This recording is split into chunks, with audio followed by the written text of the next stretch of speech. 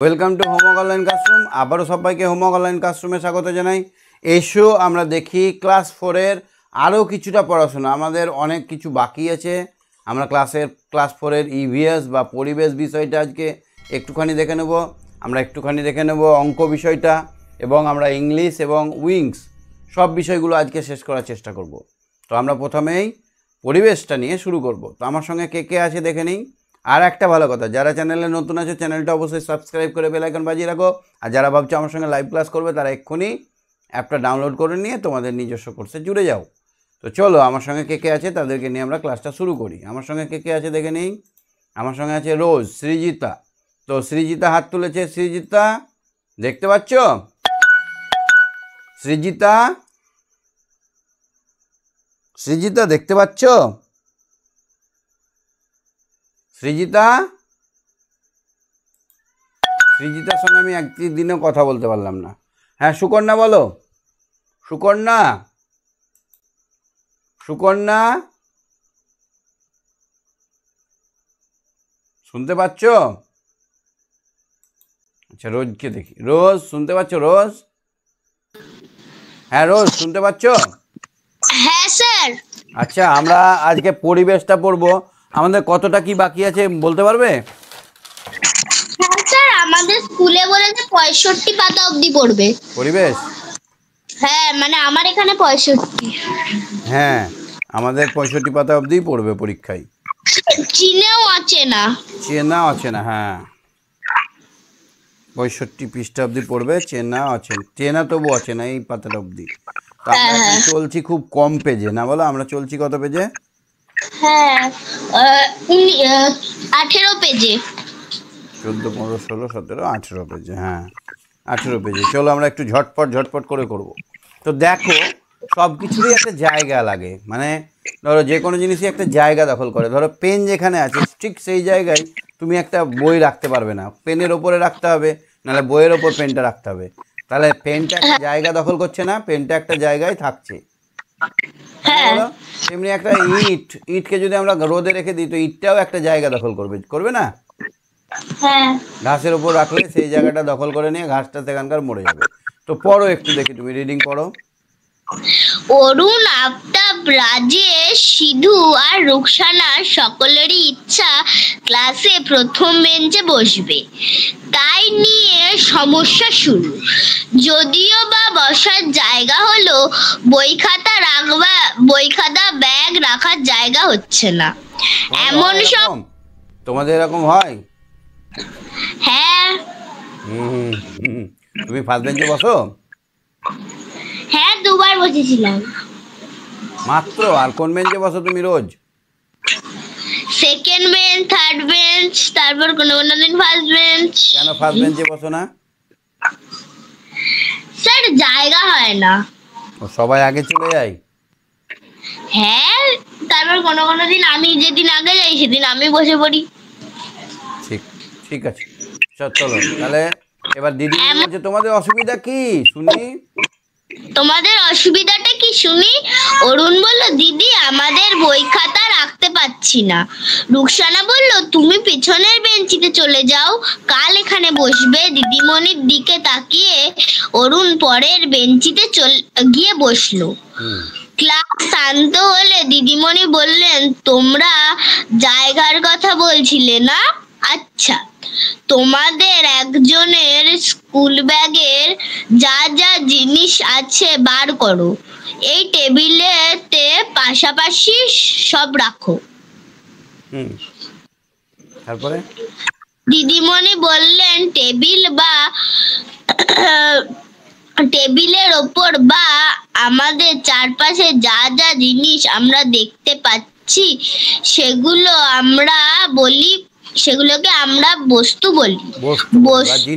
জিনিস বা বস্তু, আবার তাকে আমরা বলি পদার্থ। যে বস্তুগুলো যে জিনিস দিয়ে তৈরি হয়েছে তাকে বলা হয় পদার্থ। দেখো তোমার ব্যাগ থেকে বেরিয়েছে একটা পেন, একটা পেন্সিল, একটা চক, একটা টিফিন বক্স, একটা 3-4টে বই, সবকে একটা একটা করে রাখাতে গোটা টেবিলটা ভর্তি হয়ে গেছে। তো এই যে একটা ব্যাগ, একটা বই, একটা খাতা, একটা পেন্সিল, এগুলো সবই কি বলা হয়? এগুলো বলা হয় বস্তু, আর এই বস্তুগুলো যে জিনিস দিয়ে তৈরি তাকে বলা হয় পদার্থ। তাহলে দেখো এখানে ব্যাগটা তৈরি হয়েছে সুতো দিয়ে, তাহলে সুতো একটা পদার্থ, ঠিক আছে? হ্যাঁ। তো পদার্থ তিন রকমের হয়। ক রকমের হয় পদার্থ? বস্তু যা দিয়ে তৈরি তাকে বলে পদার্থ। পদার্থ তিন রকমের হয়, দেখো, কঠিন, তরল আর গ্যাস।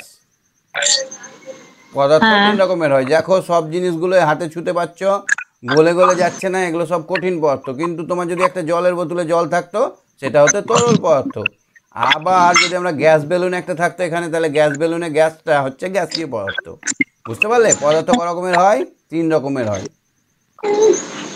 তরল, কঠিন, গ্যাসীয়। তারপরে পড়ো। যেমন ধরো প্লাস্টিকের বোতল বা লোহার পেরেক হলো বস্তু, কিন্তু প্লাস্টিক বা লোহা হলো পদার্থ।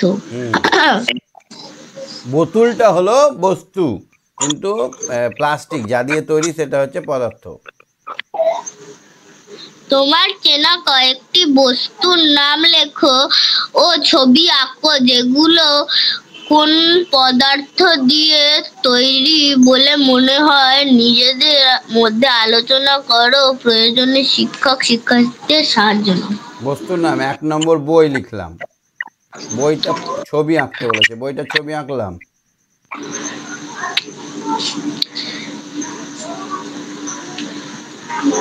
বইটা ছবি আঁকলাম।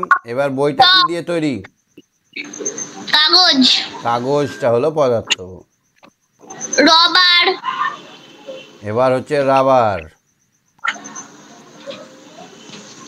রাবার, বোতল, চক, ব্ল্যাকবোর্ড।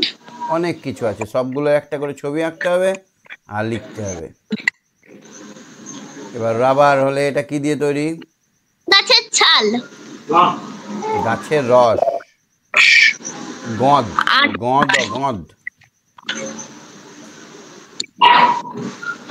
গাছের আঠা। হ্যাঁ, তাহলে হলো গাছের আঠা দিয়ে তৈরি। নেক্সট হচ্ছে, চলো পড়ো। দিদিমণি বললেন, অরুণ, বই খাতা রাখার পরে টেবিলের ওপরে কাঠের পুরো অংশটা কি তুমি দেখতে পাচ্ছ? অরুণ বলল, না দিদি, একটু একটু দেখা যাচ্ছে, বাকিটা দেখতে পাচ্ছি না। পাচ্ছ না কেন? অরুণ বলল, ওই যে বই খাতাগুলো সব রাখতে জায়গা লেগেছে। আচ্ছা। আফতাব বলো, তো তুমি যেখানে বসে আছো সেখান থেকে তোমাকে না সরিয়ে কেউ কি বসতে পারবে?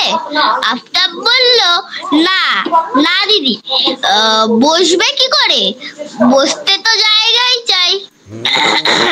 তাহলে বসতে গেলে জায়গা দরকার হয়। রুকসান, এই জল ভর্তি বোতলে আর কি জল রাখা যাবে?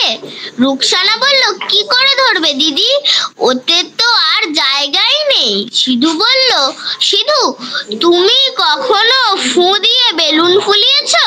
সিধু বলল, হ্যাঁ দিদি, কতবার। বেলুন ফোলাতে আমার খুব মজা লাগে। বেলুনের প্যাকেটে অনেক বেলুন থাকে না?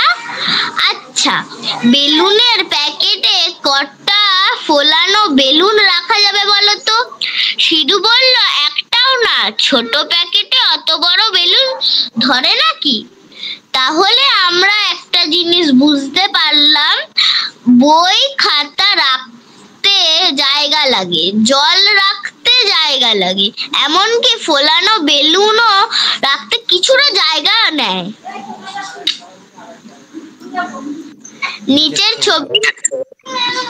নিজের ছবির মতো তো একটা গ্লাস বসাও, জল ঢেলে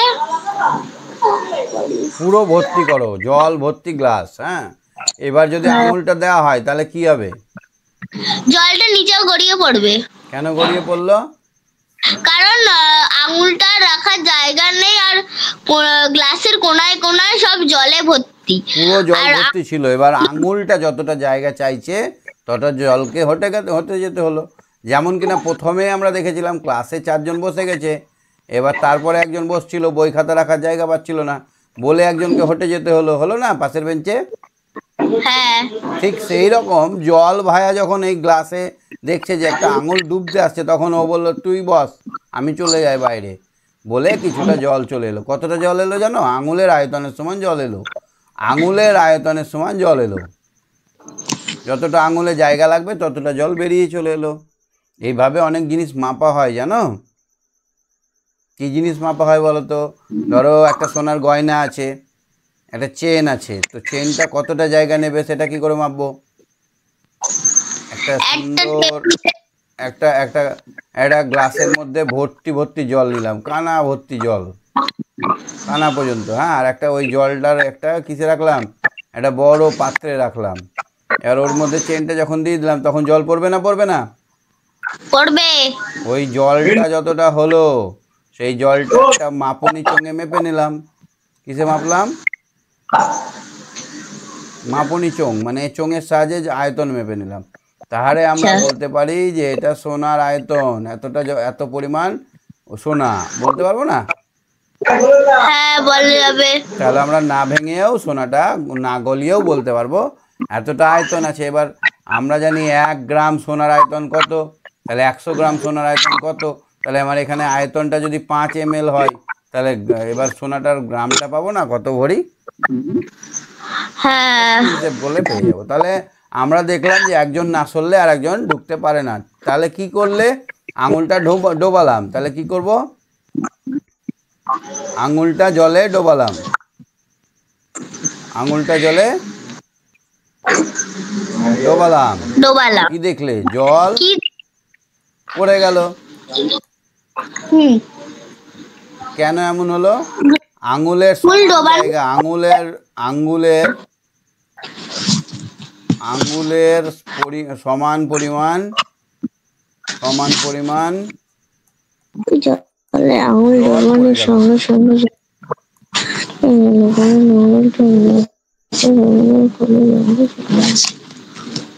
ঠিক আছে, হুম। তারপর এটা পড়ো। একটা থালায় এক মুঠো শুকনো বালি নিলাম, পাশের ছবির মতো একটা গ্লাস বসাও, এই ছবিটার মতো, জল ঢালো, গ্লাসটা কানায় কানায় ভর্তি করো। এবারে ওই ভর্তি গ্লাসে একটু একটু করে বালি দিতে থাকো। কি দেখবে? যে জল পড়ছে আর বালি তলায় জমা হচ্ছে। কি দেখবো? জল কমছে, বালি তলা। জল কমছে, বালি বাড়ছে, আছে না? কারণ যতটা বালি ঢালছি আমরা, ঠিক ততটা জল পড়ে যাচ্ছে, হ্যাঁ জল অপসারিত হচ্ছে বা পড়ে যাচ্ছে।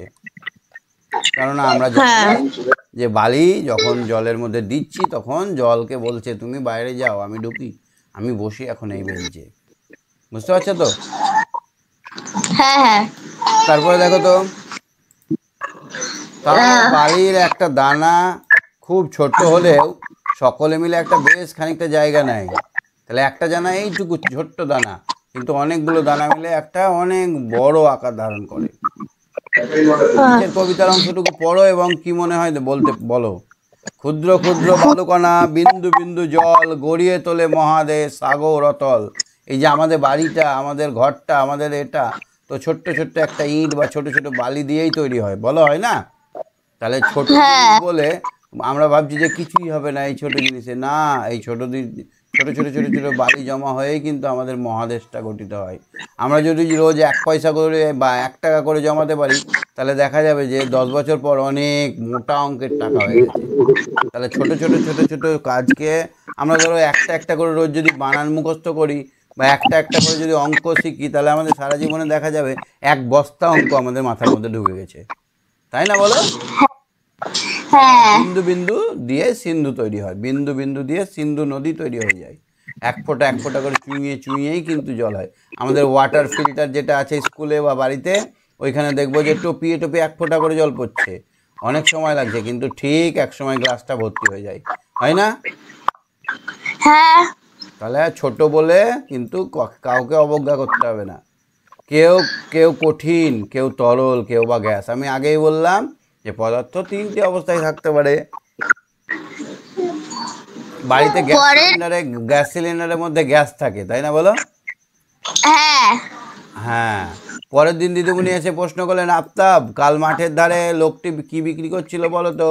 আফতাব বললো, গ্যাস বেলুন দিদি, বড় লাল রঙের বেলুনটা কি ভালো, আমার খুব কিনতে ইচ্ছে করছিল। দিদিমণি বললেন, আচ্ছা আচ্ছা বুঝেছি, এখন তুমি বলো তো বেলুনের মধ্যে কি থাকে? বলো কি থাকে বেলুনের মধ্যে? আফতাব বলল এক রকমের গ্যাস, তবে কি গ্যাস জানি না। হ্যাঁ, এক রকমের গ্যাস, তবে কি গ্যাস জানি না। তো কি গ্যাস থাকে জানো তুমি? না। তাহলে রাজেশ যদি বেলুনটা ফেটে যায়, গ্যাসটা কোথায় যায়? গ্যাস বেলুনটা ফেটে গেল, বেলুনটা কোথায়, গ্যাসটা কোথায় যাবে? বাতাসে ছড়িয়ে পড়ে। কোথায় যায়? গ্যাসটা আকাশে ছড়িয়ে পড়বে। বাতাসে ছড়িয়ে পড়বে। তাহলে বাতাসটা একটা কি, আমরা যে নিলাম, এটা কি নিলাম? কঠিন নিলাম না তরল না গ্যাস? আমরা গ্যাস গ্রহণ করলাম। আমরা কোন গ্যাস গ্রহণ করলাম? অক্সিজেন গ্যাস গ্রহণ করলাম। কোন গ্যাস? গ্যাস। যখন ছাড়লাম তখন কার্বন ডাই অক্সাইড গ্যাস ছেড়ে দিলাম। ঠিক বলেছো, গ্যাস ছড়িয়ে পড়ে। তোমরা কেউ কোনো গ্যাস ছড়িয়ে পড়ার উদাহরণ দিতে পারবে? অবশ্যই পারবো। মশা মারার ধোঁয়াটা একটা গ্যাসীয় জিনিস, সেটা ছড়িয়ে যায়। মুখের মধ্যে গেলে কাশি হয়। রাজেশ বললো, ধূপের ধোঁয়া, উনুনের ধোঁয়াও তো ছড়িয়ে পড়ে। অরুণ বলল, নর্দমায় ব্লিচিং পাউডার দিলেও একটা গ্যাস বেরোয়, না খুব জ্বালা করে, একদম ক্লোরিনের গ্যাস। সেখানে থাকে ক্লোরিন গ্যাস। কি থাকে? Chlorine gas. ব্লিচিং পাউডারে থাকে ক্লোরিন গ্যাস। তোমরা সকলেই ঠিক বলেছো, ধোঁয়ার মধ্যে অনেক গ্যাস মিশে থাকে, খানিকটা গুঁড়ো গুঁড়ো জিনিসও থেকে যায় অনেক সময়। আমাদের সবচেয়ে চেনা জিনিস কি বলতে পারো, যা ছাড়া আমরা বাঁচবো না? তাকে আমরা দেখতে পাই না, কিন্তু এসে গাছের পাতা দুলিয়ে দেয়। কি বলতো? হাওয়া বা বাতাস এসে গাছের পাতা দুলিয়ে দেয়। সেটা ছাড়া আমরা বাঁচবোই না। আমরা অক্সিজেন না নিলে বাঁচবো না। ঠিক বলেছো, হাওয়া অনেক রকমের গ্যাস মিশে থাকে। তাহলে তোমরা জানো যে গ্যাস খোলা জায়গায় ধরে রাখা যায় না, তারা ছড়িয়ে পড়ে। গ্যাস খোলা জায়গায় ধরে রাখা যায় না। তাহলে সেটা ছড়িয়ে পড়ে। ঠিক বলেছো। আচ্ছা সিন্ধু, তোমার বোতলের জলটা যদি একটা মগে ঢেলে দিই, জলটা কিন্তু মগের মতো বড় হয়ে যাবে। জল আপনি যেখানেই ঢালবেন, গামলা, বালতি, বোতল যেখানেই ঢালবেন সেই আকৃতি ধারণ দিয়ে নেবে। হ্যাঁ, আমাদেরকেও সেরকম হতে হবে। স্কুলে গেলে স্টুডেন্টের মতো করতে হবে, কোচিং ক্লাসে গেলে কোচিংয়ের মতো করতে হবে, মামা বাড়িতে গেলে মামার বাড়ির একটা ভাগ্নির মতো ব্যবহার করতে হবে। তাহলে আমাদেরকেও জলের মতো হতে হবে, তাই না বলো? যখন নাটক করতে হবে তখন নাটকে ফাটিয়ে নাটক করতে হবে। দিদিমণি বললেন, সেটার কথা হচ্ছে না। যদি বলছি একটা মগে যদি ঢেলে দিই, তাহলে কি জলটা বোতলের মতো দেখাবে? না, অনেক নিচু থাকবে। মগটা চওড়া অনেক বেশি, তাই জলটা উঁচু হতে পারবে না অতটা। শুধু বললো, তা হয় নাকি? বোতলের জল বোতলের মতো, মগের জল মগের মতো লাগবে। তার মানে তুমি বলছো এক এক রকম পাত্রে জলকে এক এক রকম আকারে দেখাবে। শুধু বললো, হ্যাঁ তাই। জলের বদলে দুধ, সর্ষের তেল, ডিজেল, পেট্রোল, কেরোসিন নিলেও তাদের পাত্রের মতোই দেখাবে। তাহলে এগুলোকে বলা হয় তরল, গড়িয়ে যেতে পারে। বলো বলো।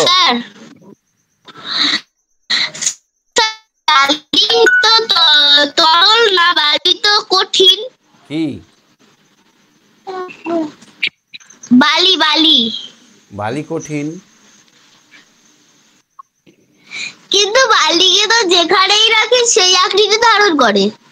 না না না না, বালি জলের মতন না, না জলের মতো ধারণ করবে না। একটা সময় গিয়ে ওর নিজে, ধরো এখানে প্রথমে এক বস্তা বালি দিলে, লেভেল হয়ে থাকলো এরকমভাবে বালিটা বললো, তাই তো? এখানে গুম করে একটা পায়ে লাত মারলে দেখলে এরকমভাবে গর্ত হয়ে গেল। জলে কি এরকম গর্ত হয়? না। সেই জন্য বালিটা কঠিন পদার্থ। তরলের কোনো আকার নেই। তরলের আছে আয়তন। কি আছে? আয়তন। আর কঠিনের কি কি আছে বলো তো? কঠিনের আকার আছে, আয়তন আছে।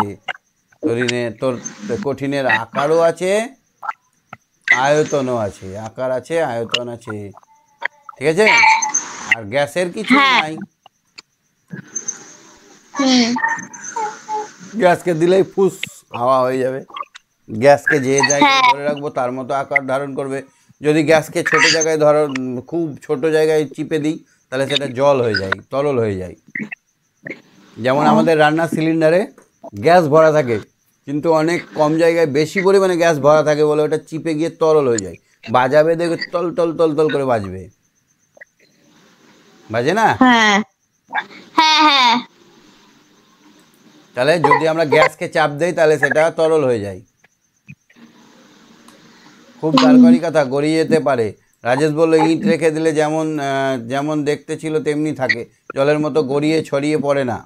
ঠিক বলেছো। ইট, কাঠ, লোহা, বালি, মাটি, প্লাস্টিক, এদের সর্বস্ব নিজস্ব নিজস্ব আকার আছে। এদের নিজস্ব আকার আছে, এদের বলি আমরা কঠিন। তাহলে কঠিন পদার্থ কাকে বলে? যার নিজস্ব আকার আছে তাকে বলা হয় কঠিন। কঠিন পদার্থ। তাহলে বোঝা গেল যে কঠিন, তরল, গ্যাস, এদের মধ্যে কঠিনের নিজস্ব আকার আছে, তরল আর গ্যাসের নিজস্ব কোনো আকার নেই। নেই। তাহলে তো নিজস্ব আকার নেই। ঠিক আছে, চলো, অনেকটা বাকি আছে এখনো। তাহলে 3টি কঠিন পদার্থের নাম লিখবে। 1, 2, 3টে পারবে লিখতে? হ্যাঁ। বাস। 3টি তরল পদার্থ, জল, দুধ, আর একটা লিখবে। আচ্ছা, 3টি গ্যাসীয় পদার্থের নাম, হাইড্রোজেন, অক্সিজেন, কার্বন ডাইঅক্সাইড। তরল না গ্যাস, কঠিন না তরল, কে বেশি ছড়িয়ে পড়তে পারে? এখানে গ্যাস বেশি ছড়িয়ে পড়তে পারে। গ্যাস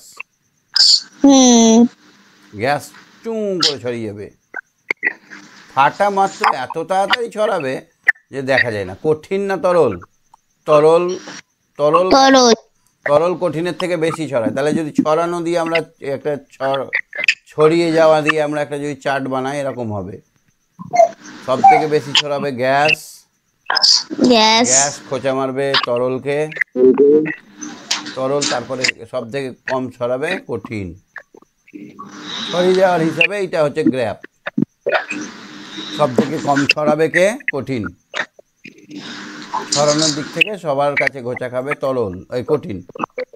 কঠিন। কোনো কিছু ভারী, কোনো কিছু হালকা কেন?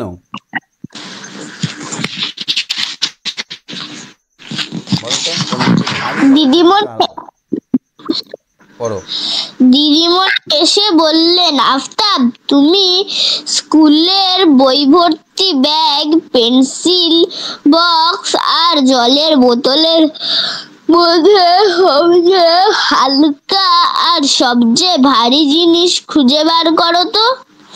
আফতাব বলল, দিদি, সবচেয়ে ভারী হলো স্কুলের বই ভর্তি ব্যাগ, আর সবচেয়ে হালকা হলো পেন্সিল বক্সটা। তাহলে হাতে ধরে তুমি মোটামুটি ধারণা করছো যে কিছু জিনিস বেশি ভারী হয়, কিছু জিনিস কম ভারী হয়। কিন্তু আরও ভালো করে বুঝতে চাইলে কি করবে? মেপে দেখতে হবে দাঁড়িপাল্লা বাটখারা দিয়ে। কি করতে হবে? রুকসানা বললো দাঁড়িপাল্লা বাটখারা দিয়ে মেপে দেখতে হবে কোনটা ভারী কোনটা হালকা। তোমাকে যদি একটা জলের বোতল দেওয়া হয় আর একটা ধরো টিফিন বক্স দেওয়া হয়, কোনটা বেশি কোনটা হালকা বুঝতে পারবে? অত সোজা না। তাহলে আমরা এখানে মাপার জন্য আমরা কি ব্যবহার করব? দাঁড়িপাল্লা। একটাতে জলের বোতল দেবো, একটাতে টিফিন বক্স দেখবো জল বেশি, যে দিকটা বেশি নিচে হয়ে গেছে সেদিকটা বেশি ভারী। ঠিক বলেছো। যদি তুমি দেখো দাঁড়িপাল্লার একদিকে কোনো একটি বাটখারা চাপিয়ে অন্যদিকে জল ভর্তি বোতল রাখলে পাল্লা দুটি যদি কোনো দিকে হেলে না থাকে, তাহলে বুঝবে দুটোই সমান ভারী। যে জিনিস যত ভারী ভর তত বেশি, যে জিনিস যত ভারী তার ভর বেশি। তাহলে ভর কাকে বলে? না, কোনো বস্তু যত ভারী সেটাকে তার ভর বলে। ভারীটাকে বলা হয় ভর। কি বলা হয়? ভারী ইজিক্যাল টু ভর। কোনো বস্তু যে পরিমাণ পদার্থ দ্বারা তৈরি তাকে বলা হয় ভর। বাটখারা দিয়ে কোনো জিনিসের ভর মাপা হয়। তাহলে কি দিয়ে ভর মাপা হয়? বাটখারা দিয়ে। বাটখারা দেখেছো? হ্যাঁ। এই তো বাটখারা। হ্যাঁ, আমি নিজে বানিয়েছি। মোম দিয়ে? না স্যার, কাদামাটি দিয়ে। বাবা, কাদামাটি কোথায় পেলে গো? আমাদের ঘরের পাশে থাকে। তারপর আমি দাড়িপাল্লাও বানিয়েছি। কি দিয়ে? পাটকাঠি দিয়ে? না, প্লাস্টিকের বলকে মাঝামাঝি কেটে দুটো বাড়ি টাইপের করেছি, দিয়ে ফুটো করেছি তিনটে, দিয়ে উলের সুতো বেঁধে দিয়েছি, দিয়ে পাটকাঠি ওপরে দিয়ে দিয়েছি, ওপরে দিয়ে একটা উল দিয়ে ওপরে একটা হ্যাঙ্গিং টাইপের করে নিয়েছি, দিয়ে ওখানে সব মাপা হয়। ঠিক মাপা হয়? কিছু মেপেছো? হ্যাঁ, আমি মাটির আদা রসুন পেঁয়াজ সব বানিয়ে দিয়েছি। বাহ বাহ বাহ বাহ, ভেরি গুড। ঠিক আছে, তুমি সঙ্গে থাকো। হ্যাঁ, হ্যাঁ স্যার। ঠিক আছে ঠিক আছে। মিলি বলো, মিলি, মিলি, মিলি, মিলি, হ্যাঁ স্যার। পড়ো এবার, রিডিং পড়ো। যিশু বলল, দিদি জল শুধু বলো দিদি জল ভর্তি বোতল খালি বোতলের চেয়ে ভারী। তার মানে কি জলেরও ভর আছে? কি মনে হয়, জলের ভর আছে? হ্যাঁ। তাহলে সব জিনিসের ভর আছে, সব জিনিসের। একটা চুলেরও ভর আছে, একটা পালকেরও ভর আছে। কেন, একটা পালক আমি বয়ে নিয়ে যাচ্ছি, তুলোরও ভর আছে। একটা পালক বয়ে নিয়ে যাচ্ছি, ভারী লাগছে না। এক বস্তা পালক নিলে আমরা ভারী পাবো না? হ্যাঁ। তাহলে একটা একটা করে পালকের ভরগুলো যোগ হয়ে একটা ভারী তৈরি করেছে। তাহলে সব জিনিসের ভর আছে। শুধু হ্যাঁ, শুধু জল কেন, যে কোনো কঠিন, যে কোনো তরলের একটা ভর আছে। এসো দাড়িপাল্লা তৈরি করি। করেছো দাড়িপাল্লা বানিয়েছো? হ্যাঁ স্যার। রোজ তো সুন্দর একটা দাড়িপাল্লা বানিয়ে দিয়েছে। দেখো, 1 হাত লম্বা একটা লাঠি নাও, বাঁশের হতে পারে, কঞ্চি হতে পারে, বা পাটকাঠি হতে পারে। লাঠির ঠিক মাঝখানে একটা ফুটো করো। কি করে মাঝখানে করবে? এইখান থেকে একটা দড়ি এই লাঠির সমান করে নাও, নি দড়িটাকে ভাঁজ করো, দড়িটা যেখানে যাবে সেইখানে একটা ফুটো করো, এ মাথা ও মাথা। ঠিক আছে, একটা ফুটো করে তাতে দড়ি বাঁধো। এখানে এবার দড়ি দিয়ে হাতে ধরার জন্য বাঁধো, বা হুঁক করার জন্য, ঝোলানোর জন্য এখানে একটা দড়ি বাঁধো। দুটো সমান মাপের সমান ওজনের ঢাকনা নাও। তো রোজ বলল যে একটা বলকে, গোল প্লাস্টিক বলকে মাঝখানে কেটে দিয়েছে। হ্যাঁ, কেটে দিয়ে দুটো বাটি পেয়ে গেছে। এরকম দুটো বাটি পেয়েছে, তাই না বলো? হ্যাঁ। এবার ওই বাটি দেখো, একটা দুটো তিনটে করে ফুটো করেছে। তিনটে ফুটোতে দড়ি বেঁধে এরকমভাবে দুদিকে ঝুলিয়ে দিয়েছে। এই দেখতে পাচ্ছ, এখানে ঝুলিয়েছে। হ্যাঁ তুমি কেমন করে বানিয়েছো? স্যার, আমি এখনো বানাইনি। কবে বানাবে? স্যার, পরে। পরে না, পরে করলে হয়? সব পরে পরে পরে পরে করে বড় হয়ে যাবে, তখন আর বানাতেই পারবে না। যে জিনিস যখন শিখবে তখনই বানাতে হবে, বুঝলে? হ্যাঁ। 2-1 দিনের মধ্যে বানিয়ে নিও, একটা ছবি তুলে আমাকে পাঠিয়ে দিও হোয়াটসঅ্যাপে পারলে। মায়ের হেল্প। স্যার, রবিবারই। হ্যাঁ, এই রবিবারই বানাবো। হ্যাঁ হ্যাঁ হ্যাঁ হ্যাঁ হ্যাঁ, ঠিক বলেছো, রবিবার বানিয়ে দিও একটু। ঠিক আছে, তারপর ছবির মতো করে ঝুলিয়ে দাও। মাঝের দড়িটা ধরে দেখো দুদিকে সমান থাকছে কিনা। মাঝের দড়িটা দেখতে হবে দুদিকে সমান থাকছে কিনা, মানে বাটখারাটা এই জায়গাটা ধরলে আমরা দেখতে পাবো যে দাড়িটা সমানভাবে আছে। এদিকে পাল্লা দেওয়া আছে, এদিকে পাল্লা, কিন্তু কোনো দিকে হেলে থাকবে না। এবার 1 মগ শুকনো বালি আর 1 চামচা 1 মগ শুকনো বালি আর 1টা চামচা জোগাড় করো। এবার তোমার দাড়িপাল্লার একদিকে পেন চাপাও, চামচ করে বালি নিয়ে অন্যদিকে পাল্লায় দিতে থাকো। তোমার তো বাটখারা নেই, তাই তার কাজ করবে বালি। এবার কতটা বালি লাগলো সেটা হচ্ছে ওই পেনটার ওজন, পেনটার ভর। তাহলে পেনটাতে যে পরিমাণ পদার্থ আছে এই বালি কটার পরিমাণ সমান হবে। যতটুকু বাকি দেবার পাল্লা 2 সমান সমান হবে, ততটুকু বালির ভর হলো এই পেনটার ভরের সমান। যতটা বালি পেলাম এইটার ভর আর এই পেনটার ভর সমান। একইভাবে লুডুর ছক্কা, একটা তালা, একটা 5 টাকার কয়েন, এসবের ভরও তুমি মেপে দেখো। তাহলে তৈরি করে তুমি মেপে দেখবে। হ্যাঁ হ্যাঁ, রাজেশ বলল, দিদি গ্যাসেরও কি ভর আছে? আমরা তো আমার তো মনে হয় না। হ্যাঁ, গ্যাসের ভর আছে। তোমার হাতে ধরা বেলুনটি যতটা গ্যাস ধরে বা গাল ফোলালে যতটুকু গ্যাস মুখের মধ্যে থাকে, ভরও খুবই কম। তাই তুমি বুঝতে পারছো না, খুব কম ভর, গ্যাসের ভর খুব কম, গ্যাসের আয়তনটা অনেক বেশি, ভরটা অনেক কম। বুঝতে পেরেছো? হ্যাঁ। আয়তনটা বেশি কিন্তু ভরটা কম।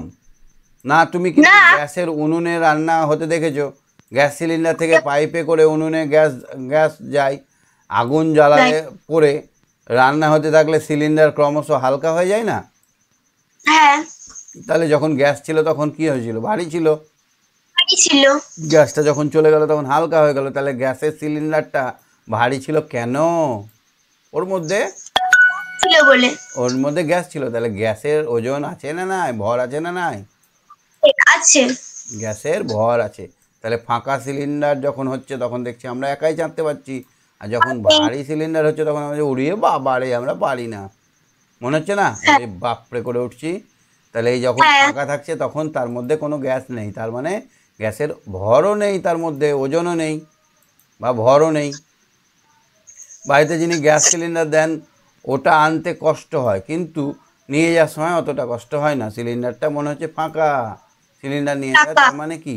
অরুণ বলল রোজ গ্যাস পুড়ে যাচ্ছে বলে সিলিন্ডার ভর কমছে।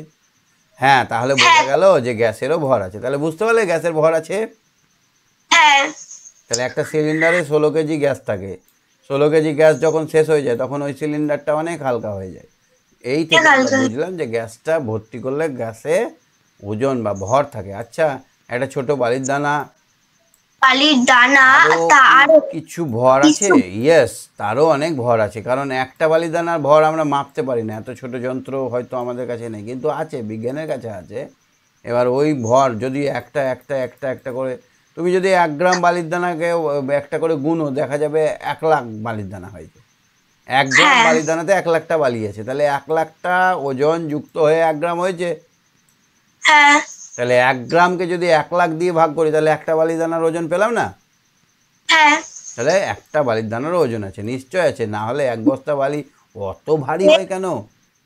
সব বালিকে যদি আমরা গুনি তাহলে একটা বালির ওজন বা ভর পেয়ে যাবো আমরা, পাবো না? হ্যাঁ, বস্তার অনেক বালির দানা থাকে, তাহলে বোঝা গেল কাঠির তরল কঠিন তরল গ্যাস সবারই ভর আছে, আর প্রত্যেককেই কিছুটা জায়গা দখল করে। ঠিক আছে? হ্যাঁ। যার কিছুটা ভর আছে, যে কিছুটা জায়গা নাই, তাকে আমরা ম্যাটার বা পদার্থ বলি। কঠিন তরল আর গ্যাস হলো পদার্থের 3টি অবস্থা। এবার দেখো, পদার্থের 3টি অবস্থা মানে এরকম 3 রকম রূপে থাকতে পারে। আচ্ছা, বরফ বলো তো শক্ত না শক্ত না নরম? বরফ। বরফ স্যার ঠান্ডা। শক্ত না নরম? তোমার মাথায় মারলাম টাই করে, মাথায় ফুলে যাবে না? হ্যাঁ, শক্ত। তাহলে বরফ হচ্ছে শক্ত, এটাকে বলা হয় কঠিন। কি অবস্থা? শক্ত। কঠিন অবস্থা। বরফের কঠিন অবস্থায় বরফ। কঠিন জল, কঠিন, এটা কি আসলে জল দিয়ে তৈরি? বরফটা কি দিয়ে তৈরি? জল দিয়ে তৈরি, কিন্তু এটা কঠিন। তাহলে জল যখন কঠিন অবস্থায় থাকে তখন তার নাম হয় বরফ। বরফ। কঠিন অবস্থায় জলের নাম কি? বরফ। বরফ। আর তরল অবস্থায়? জল। তরল অবস্থায় এটার নাম জল, ঠিক, জল। আর যখন বাষ্প অবস্থায় থাকে, গ্যাসীয় অবস্থায়, তখন এটার নাম হচ্ছে বাষ্প। বাষ্প। তাহলে জলের 3টে অবস্থান বুঝতে পারলে। গ্যাসীয় অবস্থায় এটার নাম হচ্ছে বাষ্প। সব কিছুই এই 3টে অবস্থায় থাকে। আমরা লোহাটাকে খুব শক্ত মনে করি, কিন্তু 2000 ডিগ্রি তাপমাত্রায় যদি আমরা এটাকে গলাই তাহলে এটা তরল হয়ে যাবে। কি হয়ে যাবে? তরল। এবার এটাকে যদি আরও 5000 ডিগ্রি তাপমাত্রায় ফুটাই তাহলে এটা থেকে তরল বাষ্প উড়ে উড়ে বেড়াবে। ঠিক আছে? হ্যাঁ।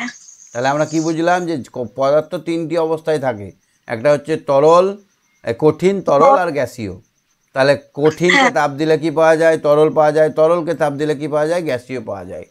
বরফকে আমরা যদি তাপ দিই তাহলে সেটা জল হবে, আর জলকে তাপ দিলে সেটা বাষ্প হবে, হবে না? হ্যাঁ। আবার আমরা বাষ্পকে ঠান্ডা করে কি পাবো? জল পাবো। জল পাবো। আর জলকে যদি আমরা আরো ঠান্ডা করে ফ্রিজের মধ্যে রেখে তাহলে বরফ পাবো না? বরফ। তাহলে তাপ নিলে হয় তরল, আর তাপ ছাড়লে হয় বরফ, কঠিন। আফতাবের বাবার মাছের ব্যবসা। আফতাব দেখেছে বরফের মধ্যে করে মাছ আসে। বাবা বলেছেন বরফে মাছ রাখলে সহজে নষ্ট হয় না। সিঁদুর আবার বরফের গুঁড়ো নিয়ে ডেলা তৈরি করে লোফালুফি করতে ভালো লাগে। দুজনেরই একটা সমস্যা, বরফ তাড়াতাড়ি গলে জল হতে থাকে। ক্লাসে গিয়ে দুজনেই অবাক। দিদিমণি একটা কাঁচের গ্লাসে করে বরফ এনে টেবিলে রাখলেন। অরুণ বলল, দিদি বরফ এনেছেন কেন? বরফ দিয়ে কি হবে? বরফ এনেছি তোমাদের দেখাবো বলে। আচ্ছা দেখো তো বরফের ওপরটা কিছু দেখতে পাচ্ছ? রুকসানা বলল, হ্যাঁ দিদি, বরফ থেকে ধোঁয়া বেরোচ্ছে। বরফ থেকে ধোঁয়া বেরোচ্ছে, হালকা দেখবে ধোঁয়া বেরোয়, ঠান্ডা বাতাস বেরোয়। আফতাব বলল, আমিও দেখছি, কিন্তু ওতে ধোঁয়ার গন্ধ নেই তো। ওটা ধোঁয়া নয়। ঠিক বলেছ আফতাব, ওটা ধোঁয়া নয়, ওটা কি তোমাদের বলবো। কিন্তু সিধু, তুমি তো বলছে গ্লাসের গায়ে আর কিছু দেখতে পাচ্ছ কি না? সিধু বলল, হ্যাঁ হ্যাঁ, গ্লাসে গ্লাসের গায়ে ফোঁটা ফোঁটা জল দেখতে, এই দেখো গ্লাসের গায়ে জল জমে গেছে। জল এলো কোত্থেকে? হাওয়া একটা গ্যাসীয় পদার্থের মিশ্রণ, ওতে অনেক গ্যাস আছে। তাছাড়াও হাওয়ায় জলীয় বাষ্প আছে, জলের বাষ্প আছে। মানে পুকুর থেকে জল উড়ে যাচ্ছে, বাতাসে মিশে যাচ্ছে। নদী থেকে জল উড়ে গিয়ে বাতাসে মিশছে। আমাদের জামা কাপড় শুকাতে দিলে সেই জলও বাতাসে মিশে থাকছে না? হ্যাঁ, তাহলে বাতাসে গ্যাসও থাকে, জলীয় বাষ্পও থাকে। খুব ঠান্ডা হলে সেই জলীয় বাষ্প থেকে জলের ফোঁটা তৈরি হয়। তাহলে এখানে যে জলটা আসছে, সেই জলটা কোথা থেকে এলো? গ্লাসের বাইরে। গ্লাস কি ফুটো? না, সেই জলটা এলো বাতাসের জলীয় বাষ্প থেকে। যে জলটা আমাদের জামা থেকে নিয়েছিল, শুষে নিয়েছিল, যে জলটা গাছের গোড়া থেকে শুষে নেয়, যে জলটা পুকুর থেকে উড়ে যায় বাতাসে, সেই জলটা গ্লাসে এসে ধাক্কা মারছে আর ঠান্ডা পাচ্ছে, বরফ পাচ্ছে, আরামে সেটা জল হয়ে যাচ্ছে। তাহলে যদি বাতাসকে আমরা ঠান্ডা করি, তাহলে জল বেরোবে না? বেরোবে না? জল বেরোবে। হ্যাঁ, ওই জন্য তো কুয়াশা হয় শীতকালে। পরিবেশটা ঠান্ডা থাকে, ওই জন্য জলটা বিন্দু বিন্দু হয়ে বাতাসে ভাসতে থাকে, তাকেই তো আমরা কুয়াশা বলি। গ্লাসের বাইরের জলের ফোঁটাগুলো সেইভাবেই তৈরি হয়েছে, অর্থাৎ বাইরের জলীয় বাষ্প থেকে তৈরি হয়েছে। রাকেশ বলল, কিন্তু ওই ধোঁয়ার মতো জিনিসটা কি? হাওয়ায় থাকা ওই জলীয় বাষ্পই ঠান্ডা বরফের সংস্পর্শে খুব ছোট ছোট জলকণা তৈরি করছে। যখন জলকণাগুলো হাওয়ায় ভাসছে, তখন তাদের গায়ে লেগে আলো ঠিক রচ্ছে। ওই ছোট ছোট জলকণাগুলি যেহেতু দল বেঁধে রয়েছে, তাই ওদের সাদা ধোঁয়ার মতো দেখাচ্ছে। অর্থাৎ এখানে বরফটা আছে, বরফ থেকে হালকা ধোঁয়ার মতো উঠছে। মানে কি, এই বরফের গায়ে বাতাস কি লাগছে দেখো, বরফের গায়ে যখন বাতাস আসছে ঠান্ডার স্পর্শে, খুব ছোট ছোট জলকণা, এই বাতাসগুলো এই জলে, এই যে এখানে বাতাস আছে, বরফের ওপর বাতাস আছে না নাই? হ্যাঁ আছে। পৃথিবীর সব জায়গায় বাতাস আছে। এখানে যে বাতাসটা আছে, এই বাতাসে যে জলটা আছে, জলীয় বাষ্প, সেইটা ক্রমাগত জলে পরিণত আছে। ওইটাকে আমরা ধোঁয়ার মতো দেখতে পাচ্ছি। আসলে যেটা ধোঁয়ার মতো দেখছি সেটা হচ্ছে বাতাসের জলীয় বাষ্প। কি ওটা দেখতে পাচ্ছি? বাতাসের জলীয় বাষ্প। খুব ছোট ছোট জলকণা তাড়াতাড়ি উবে গিয়ে হাওয়ায় মিশে যায়, তখন আর তাদের দেখা যায় না। আচ্ছা, যদি এই গ্লাস শুদ্ধ বরফটা 1 ঘন্টা এখানে রেখে দিই, গ্লাসের মধ্যে কি তখন বরফই থাকবে? থাকবে। যিশু না, কিন্তু বললো না না, সব বরফ গলে গিয়ে জল হয়ে যাবে। তাহলে আমরা তখন যে জলটা পাবো, তাকে যদি উনুনে ফোটাই, তাহলে কি হবে? ওই জলটা আবার বাতাসে মিশে যাবে, সাদা ধোঁয়ার মতো ভাব বেরোবে, আর জলটা উড়ে গিয়ে শেষ হয়ে যাবে, গ্লাসটা ফাঁকা হয়ে যাবে, হবে না? হ্যাঁ। তাহলে প্রথমে ছিল কঠিন, বরফ ছিল তখন কঠিন ছিল, ওখানে আমরা যে কিছুক্ষণ রেখে দিলে বাতাস থেকে তাপ নিয়ে সেটা আস্তে আস্তে উবে গিয়ে সেই তাপটা কমে যাবে, নিয়ে ওটা তরলে পরিণত হবে। আবার তরলটাকে যদি আমরা ফোটাই, তাহলে সেইখান থেকে সব জল উঠে গিয়ে ফাঁকা গ্লাস পড়ে থাকবে। তাহলে জলটা উঠলো কেন? না, জলটা বাষ্প হয়ে বাতাসে মিশে গেল। ঠিক এখানেই জল ফুটছে, ফুটে জলীয় বাষ্প তৈরি হবে। বাষ্প কথাটা থেকে ভাপ কথাটা এসেছে, ভাপ, বাষ্প বা ভাপ। তাহলে দেখলে জলের 3 রকম অবস্থা। জল যখন কঠিন তখন তাকে আমরা বলি বরফ, বরফ যখন গলে যায় তরল তখন তাকে আমরা বলি জল, জলীয় বাষ্প। বরফ থেকে জল বা জল থেকে বাষ্প বা বাষ্প থেকে জল, এইসব হলো অবস্থার পরিবর্তন। তাহলে আমরা যখন বরফকে গলিয়ে দিয়ে জল বানাচ্ছি এটাকে বলা হয় অবস্থার পরিবর্তন। নিজের প্রশ্নগুলি নিয়ে তোমরা আলোচনা করো। ঠিক আছে, দেখো রোদ্দুরে যখন ভিজে গামছা রাখা হয় গামছা শুকিয়ে যায় কেন?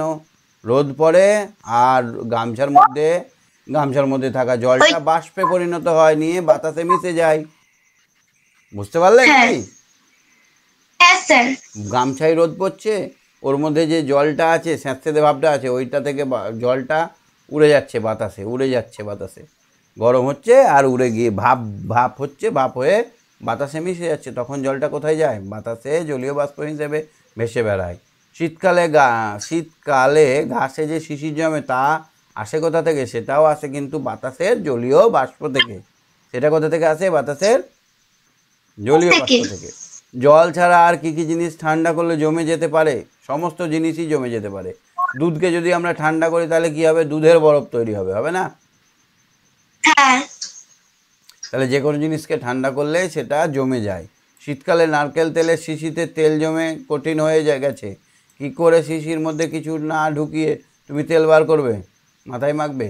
তখন একটু রোদে দিলেই তেলটা গলে গিয়ে আমরা হাতে পেয়ে যাই। তখন সুতির জামা ইস্ত্রি করার সময় কাপড়ে কিছুটা জল ছিটিয়ে রাখা হয়। এবারে ওই অল্প ভিজে কাপড়ে গরম ইস্ত্রি ঘষলে কি হবে? দেখা যাবে ভাপ উঠছে। কি উঠছে? ভাপ বা জলীয় বাষ্প উঠছে। এর ফলে জামাটা খুব সুন্দর প্রেস হয়, খুব সুন্দর আয়রন করা হয়।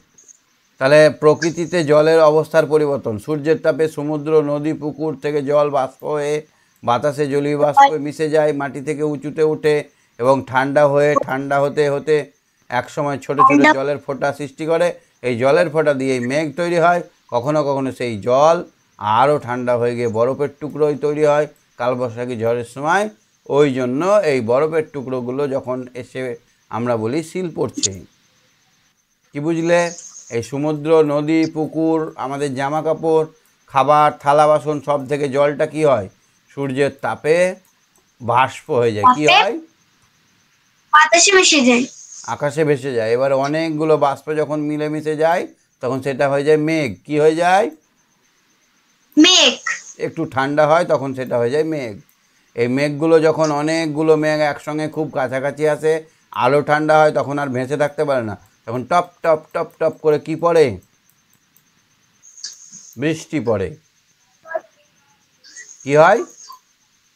জল পড়ে, বৃষ্টি পড়ে। হ্যাঁ, এই বৃষ্টি যদি না পড়ে, অনেক উঁচুতে হঠাৎ করে ঠান্ডা হয়ে গেল, তখন এর মধ্যে বরফ হয়ে যায়। কি হয়ে যায়?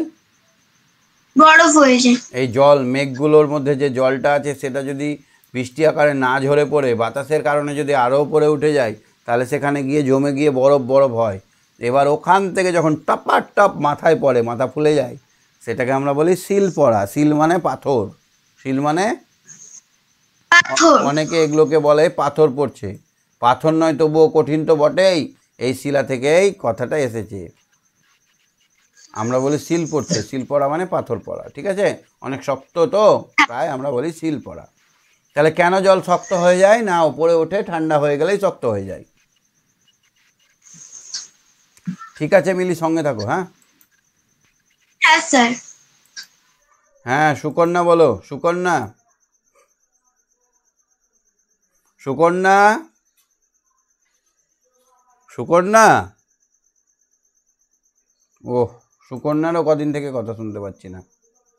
সৃজিতা, হাত তোলো তো। সৃজিতা, সৃজিতা আমার কথা শুনতে পাচ্ছ? হাত তোলো।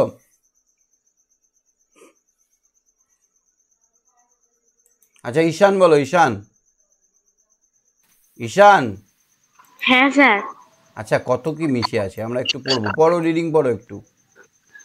রোজকার জীবনে আমরা অনেক সময় নানা রকম জিনিস মিশে থাকতে দেখি। যেমন ধরো, চাল আর কাঁকর মিশে থাকে। জলে নুন বা চিনি গুললে তারা মিশে যায়। তোমরা দেখেছো মুড়িতে মুড়ির গুঁড়ো মিশে থাকে। বালি, সিমেন্ট আর জল দিয়ে সিমেন্ট মাখা হয়। একে বেশি রকমের জিনিস মিশে গেলে আমরা বলি মিশ্রণ। মিশ্রণ তৈরি হয়েছে। অনেক সময় আবার মিশ্রণ থেকে উপাদানগুলো আলাদা করার দরকার হয়। কি করে মিশ্রণের উপাদানগুলো আলাদা করা তা জানা যাক। যাই। আচ্ছা ধরো চালের মধ্যে লোহা পড়ে গেছে, লোহার কুচি পড়ে গেছে, তো কীভাবে আলাদা করা যেতে পারে? এখানে ধরো চাল আছে একটা পাত্রে, এখানে লোহার ঝুরঝুরে কণা মিশে গেছে, তো কীভাবে আলাদা করা যাবে? একটা চুম্বক নিয়ে এসে ওর মধ্যে ঘোরালে সব চুম্বকগুলো চুম্বকে ধরে নেবে। হ্যাঁ স্যার। আর চালটা পড়ে থাকবে পাত্রে, তাই না? হ্যাঁ স্যার। আচ্ছা যদি চালের মধ্যে বালি পাথর পড়ে যায় তাহলে কি করব? চাল দিয়ে ছেঁকে নেব। চালগুলো ছোট, কাঁকড়গুলো পাথরগুলো বড় হয় একটু, তাহলে পাথরগুলো থেকে যাবে না? হ্যাঁ স্যার। মাটি পড়ে গেলে কি করব? মাটি এতটা মাটি গুঁড়ো ধুলো পড়ে গেছে, তাহলে কি করব? ধুয়ে নিলে সেই মাটিটা জলে গুলে যাবে, আর চালটাকে আমরা ছেঁকে নিতে পারি না? হ্যাঁ স্যার। চালটাকে আমরা ছেঁকে নেবো হাতে করে, আর মাটিতে তলায় বা জলের সঙ্গে গুলে থাকবে। তাহলে বিভিন্ন রকম উপায়ে আমরা কিন্তু অনেক রকমের জিনিস মিশে থাকলে সেটাকে আলাদা করতে পারি। ধরো চিনি আর বালি মিশে গেছে। চিনি একটা, ধরো এখানে কিছুটা চিনি আর বালি মিশে গেছে, এই কালো কালো কালো বালি, ঠিক আছে, আর এখানে লাল লালগুলো চিনি। এবার তোমাকে আলাদা করতে হবে। কি করে আলাদা করবে? স্যার জল দিলে চিনিগুলো সব গলে যাবে কিন্তু বালিগুলো গুলবে না। তখন ছাঁকুনিতে ছেঁকে নিলে আমরা শুধু বালিটা পেয়ে যাব, আর চিনিটা তো জলের মধ্যে থাকবে। এবার যদি এখানে আমরা তাপ দেই, চিনিটাকে ধরো একটা পাত্রে নিয়ে, চিনি গোলা জলটাকে যদি একটা পাত্রে নিই আর হালকা তাপ দেই, তাহলে জলটা বাষ্পে পরিণত হবে, আর ওই পাত্রে পড়ে থাকবে চিনিটা, পড়ে থাকবে না? হ্যাঁ স্যার। তাহলে আমরা এইভাবে আলাদা করতে পারবো। এবার একটু পড়ো। হাতে করে আলাদা করা। দিদিমণি বললেন, তোমরা চাল থেকে কাকড় আলাদা করতে দেখেছো? রেশমা বলল, হ্যাঁ দিদি, কুলো নিয়ে ঝেড়ে চাল থেকে কাকড়গুলো বেছে ফেললে দিলেই হলো। ঠিক বলেছে। এভাবে আলাদা করা কখন সম্ভব জানো? যে প্রত্যেকটা জিনিস দেখা যায় না, হাতে করে ধরা যায়। তাহলে হাতে করে ধরা গেলে সেটাকে আমরা হাত দিয়ে বেছে ফেলতে পারি। আবার হাওয়ার সাহায্যেও আমরা আলাদা করতে পারি। হাওয়ার সাহায্যে আলাদা করা। তোমরা কেউ চাল থেকে ধানের খোসা আলাদা করতে দেখেছো? ধানের খোসাকে তুলে তুষ জানো তো? অরুণ বলল, ধানের খোসাকে বলে তুষ। মানে ধরো একটা ধানটাকে যখন মিলে পেশাই করা হয়, তারপরে দুটো ভাগ হয়ে যায়, একটা বীজ আর একটা হচ্ছে খোসা। এই খোসাটাকে বলা হয় তুষ, আর বীজটাকে বলা হয় চাল। অরুণ বলল, আমি দেখেছি দিদি, মাঠে নিয়ে গিয়ে যেখানে হাওয়া দিচ্ছে সেখানে দাঁড়াতে হবে, তারপর তুষ শুদ্ধ ধান হাওয়ায় ভাসিয়ে দিতে থাকলে তা আলাদা হয়ে যাবে। তার মানে এরকম ভাবে কুলোতে নিতে হবে ওপর থেকে, আর এখানে একটা চট পেতে দিতে হবে। এখানে যখন উড়িয়ে দেবে, হাওয়াতে উঁচু থেকে দূরে তুষটাকে নিয়ে চলে যাবে। এখানে হাওয়া বইছে, হাওয়াতে তুষটাকে দূরে ফেলবে আর চালটাকে কাছে ফেলবে। বুঝতে পারছো ঈশান? হ্যাঁ স্যার। এখান দিয়ে হাওয়া বইছে, এবার হাওয়াতে তুষটা তো হালকা জিনিস, হালকা জিনিসটাকে দূরে ফেলবে আর চালটাকে কাছেই ফেলবে। এখান থেকে নামবে চালটা, কাছেই নেমে যাবে চালটা। এখানে চালের স্তূপ জড়ো হবে, আর এখানে তুষ হবে জড়ো। এইভাবেও আমরা কিন্তু তুষ আলাদা করতে পারি। হ্যাঁ, ধানের চেয়ে তুষ হালকা, তাই হাওয়ায় তুষটা ভেসে গিয়ে একটু দূরে পড়ে। আচ্ছা, ছাঁকনি নিয়ে কাজ করো। দিদিমণি এবার একটা ছাঁকনি তুলে দেখালেন, বললেন, এটা দিয়ে কি করা যায় বলো তো? সিধু বলল, ছাকা ছাকা চা ছাকা যায়, ছাকা চা চা চা ছাকা খাও না, দেয়। চা চা ছাকা যায়, ছাঁকনি ছাকনি ফুটো দিয়ে চা বেরিয়ে যায়, বেরিয়ে যায়, পাতাগুলো ওপরে আটকে যায়। পাতাগুলো ওপরে আটকে যায়। আচ্ছা, যদি মুড়ি থেকে মুড়ির গুঁড়ো আলাদা করতে চাই তাহলে কি করতে হবে? এই চা ছাঁকনি দিয়ে হবে? আফতাব বলল, ছাঁকনি ফুটোগুলো বড্ড ছোট, মুড়ির গুঁড়োগুলো আটকে যাবে।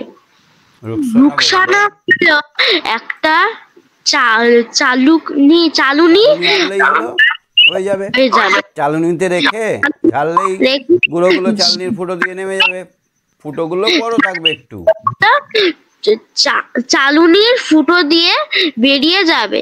তাহলে আমরা বুঝলাম যে ছাঁকনি আর চালুনির কাজ একই।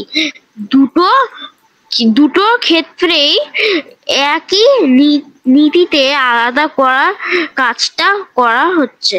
হ্যাঁ, নিজেরা আলোচনা করো। 1 গ্লাস জল, 1 চামচ নুন নেওয়া হলো। এই নুন জল থেকে ছাঁকনি দিয়ে কি জল আর নুন আলাদা করা যাবে? যাবে না। থিতিয়ে ফেলে আলাদা করা। দিদিমণি রাজেশকে বললেন, তোমার মা কি করে চাল ধুয়ে নেন দেখেছো? রাজেশ বলল, চালটা নিয়ে একটু জল দিয়ে হাতে করে নাড়িয়ে নেন, তারপর ওপরের জলটা ঢেলে ফেলে দেয়। হ্যাঁ, ঠিকই বলেছ। এতে হালকা ধুলো জলের সঙ্গে বেরিয়ে যায়। চালের দানা ভারী বলে তলায় থিতিয়ে পড়ে। নদীর জলে ভাসমান সূক্ষ্ম বালি মাটি থিতিয়ে পড়ে নদী ক্রমশ বুঝে বন্যার পরে সেই পলিমাটি থিতিয়ে পড়ে, সেই পলিমাটি চাষের পক্ষে খুব উপযোগী। বন্যার পর যে বালিমাটি থিতিয়ে পড়ে, সেই বালিমাটি চাষের পক্ষে খুব উপযোগী। মিশ্রণ থেকে বাষ্প করে তরলকে সরিয়ে ফেলা। দিদিমণি এসে অরুণকে ডেকে বললেন, তুমি এই বাটিতে একটু জল ঢালো, এতে 2 চামচ নুনকে চামচের সাহায্যে গুলে দাও। এটা কি তৈরি হলো? অরুণ বলল, নুন জল তৈরি হলো দিদি। এই নুন জলটা যদি একটা থালায় ফেলে দুপুরের রোদে রেখে দিই, 2 দিন পরে কি দেখতে পারবো? রাজেশ বলল, আমি বলবো দিদি, জলটা উবে যাবে, নুনটা পড়ে থাকবে। তুমি কি করে জানলে? রাজেশ বলল, আমরা দীঘায় বেড়াতে গিয়েছিলাম, সেখানে ভেজা কালো প্যান্ট নাকে রোদে রেখে দিয়েছিলাম। প্যান্টটা শুকোনোর পর তাতে সাদা সাদা কেমন দাগ হয়ে গিয়েছিল। মা বললো, ওটা সমুদ্র জলের নুন। তাহলে বুঝতে পারলে আমরা কীভাবে জিনিসকে আলাদা করতে পারি? ছেঁকে নিতে পারি, মিশ্রণ থেকে বাষ্প করে তরলটা আলাদা করতে পারি, তারপরে থিতিয়ে নিয়ে আলাদা। যদি দেখো 2 রকমের ঘনত্বের জিনিস আছে, একটা ভারী একটা হালকা, তাহলে আমরা সেটাকে কিছুক্ষণ রেখে দিলে তরলের মধ্যে তলায় যেটা ভারী সেটা তলায় থাকবে, তারপরে হালকাটা থাকবে। এভাবে থিতিয়ে নিয়ে করতে পারি। তারপরে আমরা করতে পারি কি করে? তারপরে ছাঁকনি নিয়ে করতে পারি, হাওয়ার সাহায্যে আলাদা করতে পারি, হাতে করে আলাদা করতে পারি। হাতে করে বেছে মোটা জিনিস থাকলে হাতে করে বেছে আলাদা করতে পারবো। হাওয়ার সাহায্যে, মানে 2 রকম যদি ভারী হয় তাহলে হাওয়াতে হালকা জিনিসটা দূরে পড়বে, ভারী জিনিসটা কাছে পড়বে। এই দেখো ছবিতে দেওয়া আছে, হালকা জিনিসটা দেখো দূরে পড়ছে, ভারী জিনিসটা চালটা এখানে পড়ছে, এইখানে হাওয়াটা কাজ করছে, হাওয়াটা দূরে উড়িয়ে দিচ্ছে হালকা জিনিসটাকে, আর ভারী জিনিসটা কাছেই বসে যাচ্ছে। তারপরে আমরা আলাদা করতে পারি থিতিয়ে নিয়ে। জলের মধ্যে যদি আমরা জলের মধ্যে যদি আমরা দেখি যে ভারী জিনিসটাকে একটুখানি জলে মানে নিচে দিকে বসতে দিই, তাহলে সেটা থিতিয়ে যাবে। তারপরে দেখো আমরা আলাদা করতে পারি বাষ্প করে। জলের মধ্যে যদি আমরা লবণ আর জলের একটা ঘোল বা শরবত বা লবণজন বানিয়ে নিই, সেই জলটাকে যদি আমরা কয়েকদিন যদি রোদে রেখে দিই, তাহলে সেখান থেকে জলটা উড়ে যাবে, সেটা থেকে বাষ্প হয়ে লবণটা পড়ে থাকবে, তাই না? হ্যাঁ স্যার। কি করে বুঝলে ওটা নুনই বালি না? রাজেশ বললে ওটা যে জলে গুলে যায়, বালি তো জলে গলে না। তাহলে আফতাব তোমাকে বলল, শোনো, তোমাকে সাদা রঙের ধুলো দু রকম জিনিস দেওয়া হলো, একটা নুন আর একটা বালি। তোমাকে বলা হলো হুসমন্তর কোনটায় বালি আছে আর কোনটায় নুন আছে বলো তো, বলতে পারবে? ওর মধ্যে হ্যাঁ থেকে স্যার। একটু দানা তুলে নিয়ে গুলে নিলাম জলে, দেখবো গলে গেছে, সেটা হ্যাঁ, হচ্ছে লবণ। হ্যাঁ, আমি বলছি যে দুটো সাদা জিনিস আছে, সেই দুটো সাদা জিনিসকে দুটো কাপ জলে এমন দিতে হবে, একটা সাদা জিনিসকে একটা কাপে আর আরেকটা সাদা জিনিসকে আরেকটা কাপে। যে জিনিসটা গুলবে না সেটা হবে বালি, আর যে জিনিসটা গুলে যাবে সেই জিনিসটা হবে নুন। বাহ, ভেরি গুড। তারপরে দেখো আফতাব বললো, দিদি তাহলে সমুদ্রের জল থেকে কি নুন তৈরি হয়? জল থেকে কি নুন তৈরি করা যাবে? হ্যাঁ, নিশ্চয়। সমুদ্রের জল থেকে এইভাবে নুন তৈরি করা কত সোজা। একসময় ভারতে এভাবে নুন তৈরি করতো লোকেরা। পরে ব্রিটিশ সরকার নুন তৈরি করতে বাধা দিয়েছিল। তারা নুনের ওপর চড়া কর বসিয়ে দিয়েছিল। ট্যাক্স। সমস্ত মানুষ ব্যবহার করে নুনে কর বসালে সবাই অসুবিধা হবে। তাই ব্রিটিশ বিরোধী আন্দোলনে লবণ কর না দেওয়ার ডাক দিয়েছিলেন মহাত্মা গান্ধী। তার নেতৃত্বে সমুদ্রের জল থেকে নুন তৈরি করেছিলেন সাধারণ মানুষ। তখন সমুদ্রের জল থেকে নুন তৈরি করেছিল সাধারণ মানুষ। এই ইংরেজরা কত অত্যাচার করেছে দেখো। ইংরেজরা এসে বলছে, এই খবরদার লবণ তৈরি করবে না, লবণ তৈরি করলে পয়সা দিতে হবে। কারণ দেখছে সাধারণ লোক লবণ খায়, আর লবণের ওপর যদি ট্যাক্স পাই তাহলে অনেক টাকা উঠে যাবে, বুঝলে? ওই জন্য লবণ তৈরি করতে দিত না। তখন মহাত্মা গান্ধী কম লোক নয়। মহাত্মা গান্ধী বলছে যে এই একদম করবে না, চলো আমরা সবাই লবণ তৈরি করি, সমুদ্রের জল থেকে লবণ তৈরি করি। তো লবণটা আসলে কেমন করে তৈরি হয় জানো? সমুদ্রের জলকে ঢুকতে দেওয়া হয় মাঠে। এবার এখানে যখন জল ঢুকে গেল, মাঠে বাঁধ দিয়ে দেওয়া হয়। কি করা হয়? মাঠে বাঁধ দিয়ে দেওয়া হয়। জমিতে যেমন ধান চাষ করা হয় সেই রকমই এখানে বাঁধ দিয়ে দেওয়া হয়। জলে এরকমভাবে চারিদিকে একবারে প্রস্ত করে মাটি দিয়ে বাঁধ দিয়ে দেওয়া হয়। এরপরে কি হয়, এখানে জলগুলো আস্তে আস্তে বাতাসে উড়ে যায়।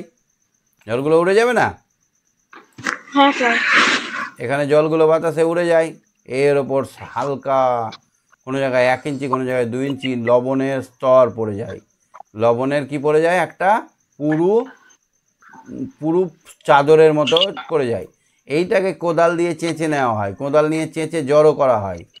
কোদাল নিয়ে এক জায়গায় চেঁচে প্রচুর বড় করে জড়ো করে দেওয়া হয়, এক জায়গায় স্তূপ করা হয়। এটা ধরো পুরো জমিটা ছিল কালো মাটির জমি, এটা ধরো কালো মাটির জমি বা বালির জমি। হ্যাঁ বলো। Hello sir. বলো স্যার। হ্যালো, শুনতে পাচ্ছ? হ্যাঁ স্যার, আপনার ছবিটা পুরো আটকে গেছে। আচ্ছা, 1 সেকেন্ড। দেখতে পাচ্ছ এবার? দেখতে পাচ্ছি স্যার, কিন্তু পুরো আটকে গেছে। এইখানে এবার লবণগুলোকে জড়ো করে দেওয়া হয়। ঠিক আছে, দেখছি। লবণগুলোকে স্তূপ করে নেওয়া হয়, নিয়ে এগুলোকে মেশিনে কলে নিয়ে চলে যাওয়া হয়, যন্ত্রে। সেই যন্ত্রে নিয়ে গিয়ে সেটাকে রিফাইন করা হয়, এবং তার মধ্যে সেই মেশিনে গিয়ে আয়োডিন মিশানো হয়। সেই জন্য বলা হয় আয়োডিনযুক্ত লবণ খাওয়া উচিত। বুঝতে পারলে ঈশান? হ্যাঁ স্যার। সমুদ্রের জলকে এই জমিটাই ঢুকতে দেওয়া হলো। তারপরে এখানে বস্তায় ভরে এই যে লবণের স্তর পড়লো, লবণের একটা পাতলা চামড়ার মতো পড়ে গেল, সেইটাকে কোদাল দিয়ে চেঁচে এক জায়গায় জড়ো করা হলো। এই জড়ো করার পর সেটাকে বস্তায় ভরে, যেখানে মেশিন আছে বড়, সেই মেশিনে নিয়ে যাওয়া হলো। মেশিনে নিয়ে গিয়ে সেখানে মেশিনে গিয়ে যেগুলো নোংরা আছে সেগুলোকে ভালো করে ধুয়ে নিয়ে পরিষ্কার করা হলো, আর থিতিয়ে পড়তে দেওয়া হলো বালিগুলোকে, বালিও তো থাকতে পারে, সেগুলোকে থিতিয়ে নিচে পড়তে দেওয়া হলো, তাতে কয়েক ফোঁটা করে আয়োডিন মেশানো হলো, যেটা আমরা খাই, যে লবণটা আমরা খাই, পরিষ্কার করে জলে ধুয়ে সেটাকে আবার থিতিয়ে নিয়ে লবণ পাই আমরা। বুঝতে পারলে ঈশান? হ্যাঁ স্যার। অনেক বাকি, এখনো প্রচুর পড়া বাকি তোমাদের। খাবার কোথা থেকে পাই বলো তো, আমরা খাবার কোথা থেকে পাই ঈশান? স্যার আমরা খাবার উদ্ভিদ থেকে পাই, প্রাণীদের থেকে পাই। না, আমি বলবো সমস্ত খাবারের মূল উৎস হলো সূর্য। কারণ গাছেরা খাবার তৈরি করে কি করে? গাছেরা পাতায় সূর্যের আলো নেয়, আর আমাদের নাকের নিঃশ্বাসটা কার্বন ডাইঅক্সাইডটা নেয়, নিয়ে ওরা নিজেদের ইচ্ছে মতো সূর্য আলোকের উপস্থিতিতে আর বাতাস আর জল নেয়, মাটি থেকে জল নিয়ে এই পাতার মধ্যে খাবার তৈরি করে। তাহলে সূর্যের আলো না হলে খাবার তৈরি হবে না স্যার। আচ্ছা, খাবারের মধ্যে শক্তিটা কোথা থেকে এলো? সূর্য থেকেই তো এলো। হ্যাঁ স্যার। তাহলে আমরা বলতে পারি সব খাবারের উৎসই সূর্য। তাহলে এই খাবারটা গরু ছাগলরা খেয়ে নিল, তাহলে প্রাণীদের যে খাবারটা আসে সেটা কোথা থেকে আসলে? সেটা গাছ। গাছ থেকে হলো, গাছ তো পাচ্ছে সূর্যের কাছ থেকে। তাহলে সূর্যের শক্তিটাই গাছেরা নিজেরা নিয়ে নিচ্ছে, নি ফল আকারে ফুল আকারে আমাদেরকে দিয়ে দিচ্ছে, সেইটাকে আমরা নিচ্ছি, নিয়ে খাচ্ছি। হ্যাঁ, আবার ওটাকে প্রাণীরা পশুরা খেয়ে নিচ্ছে, পাতাটাকে, ডালটাকে, ফলটাকে, সেই পশুটাকে আমরা খাচ্ছি, সেই পশুর দুধটাকে আমরা খাচ্ছি। তাহলে আসলে সেই শক্তিটা কোথা থেকে এসছে? সূর্য থেকে এসছে না? হ্যাঁ স্যার। তাহলে আসলে সব শক্তিই সূর্য থেকে এসছে। ওপরে খাবারের নানা রকম উপকরণে কিছু ছবি দেওয়া হলো, এগুলো কি থেকে তৈরি হয়েছে বড়দের সঙ্গে আলোচনা করে লিখো। এমন কিছু যা সরাসরি খাওয়া যায়, যেমন গাছের ফল আমরা সরাসরি পেরে নিয়ে খেতে পারি, যেমন কলাটা গাছ থেকে পারলাম খেলাম, হবে না? কলা, তারপর আম, কলা, আম, আপেল, আঙুর, বেদানা, আনারস, এগুলো সরাসরি আমরা খেতে পারি। শসা, তারপর স্যার কোকোনাট, হ্যাঁ, এগুলো আমরা সরাসরি খেতে পারি। তাহলে ফল আমরা সরাসরি খেতে পারি। কিছু কিছু ফুল আমরা খাই, ফুল খাই না আমরা? হ্যাঁ স্যার, আমি কুমড়োর ফুল খেয়েছি। রান্না করে খেয়েছো? হ্যাঁ স্যার। ফুলকপি কাঁচাও খাওয়া যায়, জানো? না স্যার, জানতাম না। ফুলকপি ভালো করে ধুয়ে, মানে এখন তো বৃষ্টি দিয়ে দিচ্ছে, নাহলে আগেকার দিনে কাঁচাও খাওয়া যেত। ফুলকপি আসলে ফুলের কুড়ি, তাই না? হ্যাঁ স্যার। স্যার আপনি কি ব্রোকলির কথা বলছেন? ব্রোকলির কথা বলছেন? হ্যাঁ। না, স্যার, সাদা ফুলকপিটাও কাঁচা খাওয়া যায়। অল্প একটু খেয়ে দেখবে একটুখানি পরে, আর একবার শীতে। স্যার আমি একবার ব্রোকলি খেয়েছি, আমার একদমই বিচ্ছিরি লেগেছিল। হ্যাঁ, ফুলকপিটা ভালো লাগবে খেতে। তাহলে আমরা যে খাবারের বিভিন্ন রকম তালিকা দেখতে পাচ্ছি, এবার কোন খাবার কি যে খাবারে অন্যান্য খাবারের সঙ্গে মিশিয়ে বানানো হয় সেগুলো। দই কি মিশানো হয়? দইয়ের সঙ্গে দুধ, তারপর চিনি, এগুলো মেশানো হয়, তাই না? হ্যাঁ স্যার। তারপর স্যার এই জুসটা, এখানে একটা জুসের মতো জিনিস আছে, আপেলের তলা একটু। এইটা হ্যাঁ স্যার। এটা দই, এটা মিল্ক,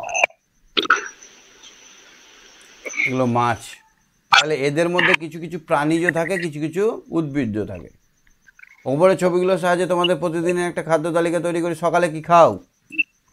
স্যার সকালে পাউরুটি খাই। পাউরুটি আর কি? বাটার?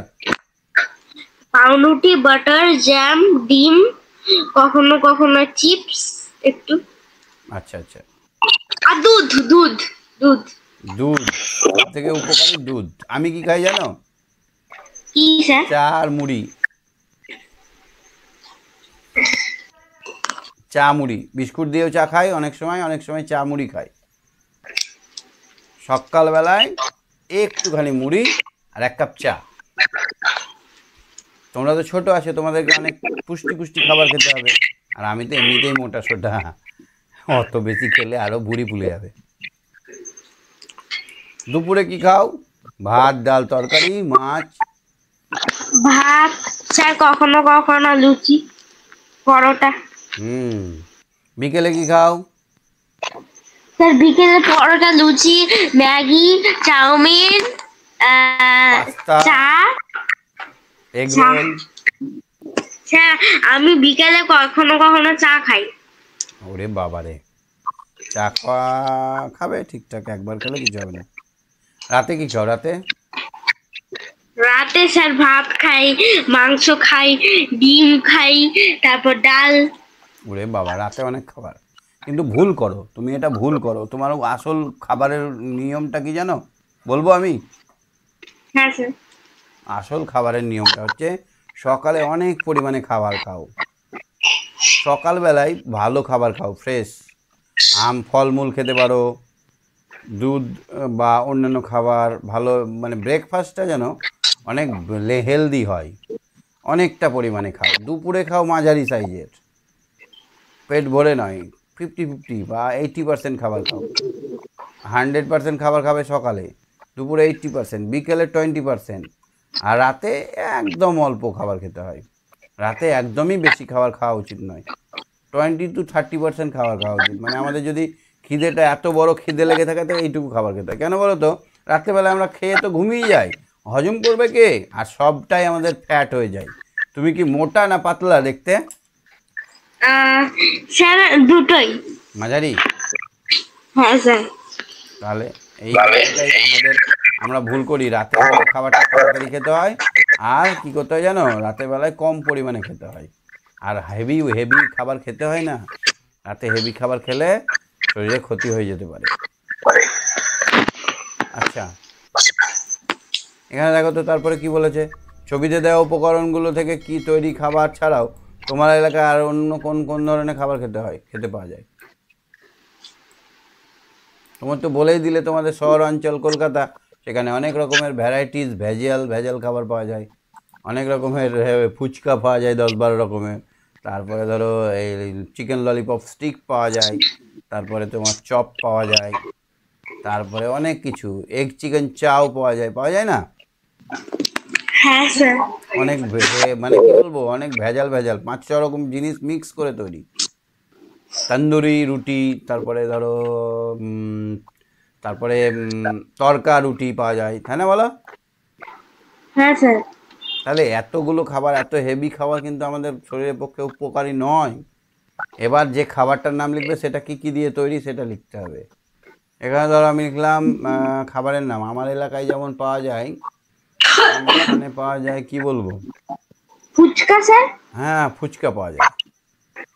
ফুচকা আমি কখনো খাই, ফুচকা একদমই খাই না, একবার খেয়েছিলাম অনেক দিন আগে। তো ফুচকাতে কি কি তৈরি হয়? তেঁতুল লাগে, তেঁতুল, তারপর ওই চাটনিটা লাগে, চাটনি সস, চাটনি লাগে, তারপরে আলু লাগে, মটর লাগে, মটর বা ছোলা লাগে বা বাদাম লাগে, তারপর স্যার লঙ্কা। ওরে বাবা, লঙ্কার নাম শুনলেই তো ভয় আমার। স্যার আমার লঙ্কা খুব ভালো লাগে ফুচকায়। লঙ্কা, তারপরে ময়দা লাগে না? ময়দা, কখনো আটা, কখনো আবার আটা, আর সব থেকে বেশি জল লাগে, জল। তাহলে এরকম একটা জিনিসের নাম লিখে তাতে কি কি জিনিস থাকে সেটা লিখতে হবে। প্যাকেটে করা খাবার মানে বিষ, জানো তো? চিপস এগুলো খুব বিষাক্ত। কেন বলো তো? তোমার মা যদি তোমাকে আলু ভাজা করে দেয়, ধরো একটা আলু ভাজা করে দিল, সেইটা একটা প্যাকেটে ভরে রাখলে কদিন থাকবে ভালো? মাত্র 1 বা 2 দিন। 1 বা 2 দিন। তাহলে বাকি 2 দিন পর কি হবে? ওখানে ছোট ছোট ভাইরাস বা পোকা লেগে যাবে, লাগবে না? হ্যাঁ স্যার। স্যার আমি চিপস খাই খুব। দিয়ে ওটাতে পোকা লেগে যায়, পোকা লেগে আলুটাকে গন্ধ করে দেবে, ছাতা পড়ে যাবে না? হ্যাঁ স্যার।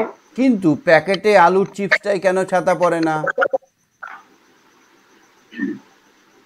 কারণ ওরা চিপসের ভেতর একটা কেমিক্যাল মেশায়, চিপসের ভেতরে এই ব্যাকটেরিয়া জীবাণু যাতে না হয় তার জন্য পোকা মারা বিষ মেশায়। বিষটার নাম হচ্ছে NO2 বা N2, নাইট্রোজেন মেশানো হয়নি। একটা গ্যাস থাকে, খুললে একটা ভস করে গ্যাস বেরোয় না?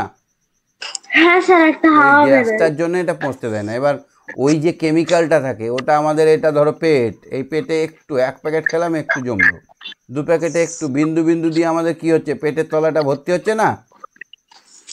হ্যাঁ স্যার। এইভাবে যখন 100-150 প্যাকেট খেয়ে নেব তখন পেটের তলায় একটা এরকম জমা হবে, তখন আহ করবে সারা রাত ধরে। পরের দিন হসপিটালে ভর্তি, তারপরের দিন বলবে যে পেটে আপনার কি জমা হয়ে গেছে সেটা অপারেশন করে বার করতে হবে। অনেক সময় এগুলো থেকে ক্যান্সারও তৈরি হয়ে যায়। কি তৈরি হয়? ক্যান্সার। তাহলে আমাদের প্যাকেটের খাবার খাওয়া ভালো? একদমই না। তাহলে এর সঙ্গে কি মেশানো থাকে? আলু চিপসের সঙ্গে, আলুর সঙ্গে তো থোড়াই আলু থাকে, ওর মধ্যে কেমিক্যাল থাকে, খারাপ কেমিক্যাল থাকে, যার ফলে আলুটা বা খাবারটা পচতে পারে না। পচতে পারে না মানে সেখানে জীবাণু ঠিকঠাক বাঁচতে পারে না। জীবাণু যদি না বাঁচে তাহলে মানুষ কি করে বাঁচবে? মানুষও তো মরবে না? হ্যাঁ স্যার। তাহলে সেই জিনিস কি খাওয়া উচিত? একদমই একদমই না। না। বাড়ির খাবার, যদি তোমার আলু চিপস খেতে হয় মাকে বলবে ফিঙ্গার চিপস করে দাও। ফিঙ্গার চিপস করতে জানে না মা? হ্যাঁ স্যার। মাকে বলবে একটা সুন্দর করে ফিঙ্গার চিপস করে বানিয়ে দেবে, একটু টাইম লাগবে, অত টেস্টি লাগবে না। মাকে বলবে তোমার মশলা দিয়ে বানিয়ে দাও, সেইটা খেলে অনেক উপকার আছে, সেখান থেকে শক্তি পাবে, আর এখান থেকে গ্যারেন্টি পোকা মারা বিষ পাবে। না হলে ওটা কি করে 3 মাস থাকতে পারবে না। তো যে কোনো খাবারকে প্রসেসিং করা হয়, প্রসেসিং মানে নাইট্রোজেনের ভেতর দিয়ে সেই খাবারটাকে যেতে হয়, খাবারটা গেলেই তার মধ্যে অনেক রকমের, যাতে পোকা বা ব্যাকটেরিয়া ভাইরাস না ধরতে পারে সেই বিষগুলো ওতে দেওয়া থাকে। এবার আমরা যখন খুলি ফস করে নাকের কাছে দেখবে একটা উগ্র গন্ধ আসে, ওইটাই আসলে পোকা মারা বিষ। খবরদার প্যাকেটের খাবার খাওয়া ছাড়ো, বাড়িতেই বানাবে, চাউমিন এগরোল যা বানাবে বাড়িতেই বানাবে, ঠিক আছে? তারপরে দোকানদারের খাবারটাও খুব ভালো নয়, যেগুলো বানানো হয় রাস্তার ধারে বা বড় বড় রেস্টুরেন্টে, সেখানে অ্যাজিনোমোটো দেওয়া থাকে। কি দেওয়া থাকে? অ্যাজিনোমোটোটা কেমন জানো তো? খুব ক্ষতিকারক, হাড়কে দুর্বল করে দেয়, হাড় ভেঙে যেতে পারে।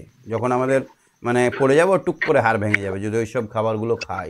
অনেক খারাপ কেমিক্যাল দেওয়া থাকে, বাজে তেল দেওয়া থাকে, অনেক পুরনো তেল দেওয়া থাকে, যার ফলে আমাদের গ্যাস হয়ে যায়, পেটের অবস্থা খারাপ হয়ে যায়। সুতরাং চেষ্টা করবে বাড়ির মধ্যে খাবার সারা খাবার, বাথরুম পায়খানা যেমন বাড়ির মধ্যে হয়। এগুলো কিন্তু খুব আবার সেন্সিটিভ জিনিস।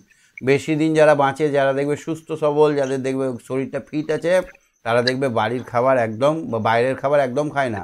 তারা কি খায় বলো তো? টেস্টি ছোলা ভেজা, বিকেলবেলায় তুমি ছোলা ভেজা, ছোলা বাদাম ভেজা, একটু পেঁয়াজ কুচু করে একটু লেবু দিয়ে খাবে, দেখবে টেস্টি আলাদা হবে। কিন্তু আমি তোমাদের বলছি, আমিও তো খেয়ে ফেলছি ভুলভাল করে, তবে খাওয়া একদম উচিত নয়। নানা স্বাদের খাবার তৈরি খাবারের আর প্যাকেট করা তৈরি খাবারের কথা তোমরা 3য় শ্রেণীতে জেনেছো। তোমরা প্রতিদিনের খাবারের তালিকায় এই ধরনের কোন কোন খাবার থাকে সেটা লেখো। আর তুমি কি খাও? প্যাকেটে ভরা কি খাও? আলু চিপস খাও, আর কি খাও? স্যার চকলেট খুব কম খাই। আর চকলেটটা ঠিক আছে, চকলেটটা তো ক্ষতিকারক থাকে না। তারপরে আর স্যার জুস। প্রত্যেকটাই কবে তৈরি হয়েছে জানো? জানি না স্যার। লেখা থাকে প্যাকেটের গায়ে একটা জায়গায় ছোট্ট করে লেখা থাকে স্যার আজকে একটা চিপস খাম যেটা নাকি জানুয়ারিতে তৈরি হয়েছে, সে 8 মাস যখন হবে তখন সেটা শেষ হবে। হ্যাঁ, MFD 8 মাস ধরেও পোকা মারতে পারবে, ওর ভিতরে যে বীজটা দেওয়া আছে। 8 মাস পরে ওটা গন্ধ হয়ে যাবে, ওটা আর মানুষে খাওয়া যাবে না, তখন পোকাই খাওয়াবে। MFD মানে manufacturing date. M for manufacturing, M for manufacturing date লেখা থাকবে, কবে তৈরি হয়েছে, আর এক্সপায়ারিং ডেট থাকবে, EXP লেখা থাকবে, এক্সপায়ারিং ডেট। এই দুটো ডেট লেখা থাকবে, দেখে খাবে। হ্যাঁ, কোনো সময় এক্সপায়ার জিনিস খাবে না। কতদিন অবধি খাওয়া যাবে? প্যাকেট করা খাবার প্রায়শই খেলে শরীর কী অসুবিধা হয়? পেটে গোলমাল হয়, গা বমি করে, অনেক সময় গ্যাস অম্বল হয়, আর ক্যান্সার, ফুসফুসের রোগ হতে পারে। নাইট্রোজেন থাকছে সেই জন্য ফুসফুসের রোগ হতে পারে।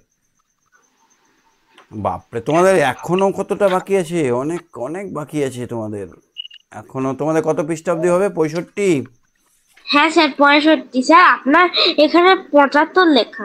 সে থাক না বাবু, ওটা বড় বড় লেখা আছে, আমারটায় একই লেখা আছে কিন্তু বড় বড় আছে।